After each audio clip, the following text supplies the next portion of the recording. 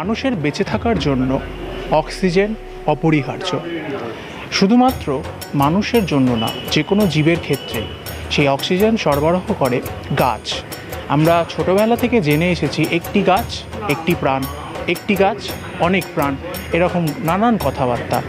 School জীবন থেকে আমরা আজীবন যতদিন বেঁচে থাকবো আমাদের এটা মনে রাখতেই হবে, গাছকে আমাদের বাঁচাতে হবে, গাছ লাগাতে হবে এবং গাছ কাটা বন্ধ করতে হবে।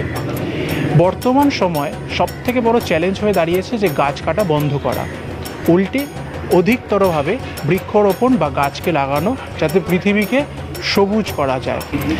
সেই ভাবনাকেই তুলে ধরেছে এবং সেই একটা বার্তাই দিতে চাইছে এবছরের দুর্গাপুজোয় লালাবাগান নবাঙ্কুরের দুর্গা উৎসব কমিটি। লালাবাগান নবাঙ্কুরের এবছরের 65তম বর্ষ, যেখানে তারা পুরো মণ্ডপ সজ্জায় এই গাছকেই ব্যবহার করেছেন। আপনারা যখন এই মণ্ডপে প্রবেশ করবেন তখন চারিদিকটাই দেখতে পাবেন গাছে পরিপূর্ণ। এখানে মণ্ডপ সজ্জার জন্য পুরোটাই ব্যবহার করা হয়েছে গাছকে দিয়ে পুরো মণ্ডপ সজ্জা তৈরি করা হয়েছে। আমার পিছনেই দেখতে পাচ্ছেন আপনারা যে প্রতিমা রয়েছে, প্রতিমাকেও সাজানো হয়েছে পুরো গাছ দিয়ে। মণ্ডপ সজ্জার জন্য এই দুর্গা উৎসব কমিটি 8000-এরও অধিক গাছকে ব্যবহার করে।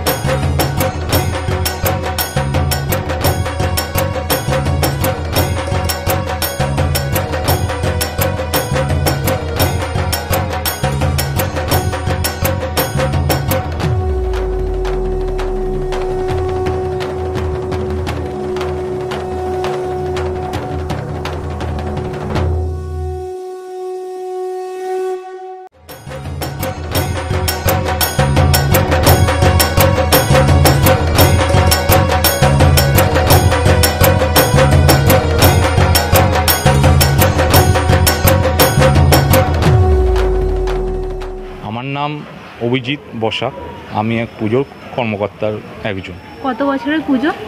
আমাদের পুজোটা 65তম বর্ষে এবার পদার্পণ করেছে। এরকম একটা অভিনব ভাবনা কি মেসেজ দিতে চেয়েছেন?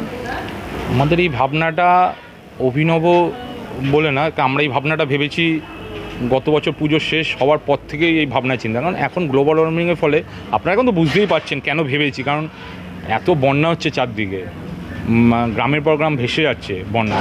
জাস্ট এই গাছ যদি ঠিক মতন রোপণ হতো, গাছ থাকতো, গ্লোবাল ওয়ার্মিংয়ের ফলে গাছ কাটার ফলে বন্যার পরিমাণ আরও বাড়ছে, আগামী দিনে আরও বাড়বে।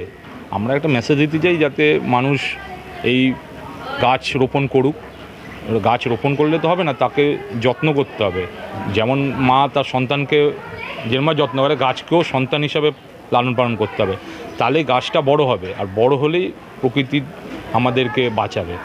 তো এই চিন্তাধারা থেকে আমাদের এই প্যান্ডেলের থিমটা করা। আমাদের থিমের নাম হচ্ছে লালা বাগানে নবাঙ্কুর, আমাদের পুজো কমিটির নাম হচ্ছে লালা বাগান নবাঙ্কুর।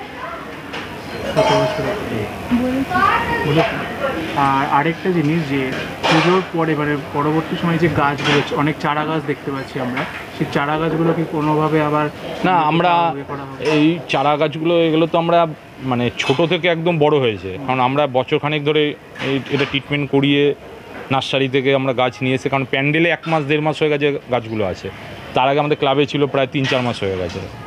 তো এই গাছগুলো লাস্টে পুজো শেষ হওয়ার পর আমরা কিছু স্বেচ্ছাসেবী সংগঠন আছে, তারা আমাদের সঙ্গে যোগাযোগ করেছে, আমরাই করেছি কিছু যোগাযোগ, তাদেরকে আমরা দিয়ে দেবো, তারা এটা বিভিন্ন জায়গায় রোপণ করবে। আর আমরাও কিছু আমাদের কমিটি, পুজো কমিটির তরফ থেকে আমরাও রোপণ করবো পুরো।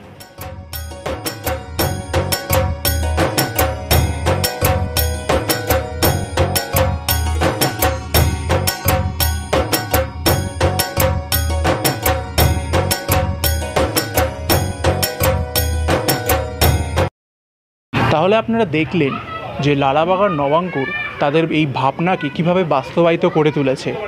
8000-এরও অধিক গাছকে ব্যবহার করেছেন পুরো মণ্ডপসজ্জার জন্য, এবং এই মণ্ডপসজ্জা কাজ কিন্তু শুধুমাত্র দুর্গাপুজোর কয়েক মাস আগে থেকে শুরু হয়নি। গত বছর যখন দুর্গাপুজো শেষ হয়েছে তারপর থেকেই তাদের এই পরিকল্পনা শুরু হয়ে গিয়েছিল, এবং এই যে সমস্ত গাছকে ব্যবহার করা হয়েছে সেটা পূজা মণ্ডপের উদ্যোক্তারা তারা বললেন যে পুজোর পর বিভিন্ন গাছগুলোকে তারা রোপণ করবেন এবং সাথে বিভিন্ন স্বেচ্ছাসেবী সংস্থাদেরও তারা হাতে তুলে দেবেন, যাতে এই গাছগুলো বড় হয়ে আমাদের জীবন বাঁচানোর জন্য অক্সিজেন যোগাতে পারে।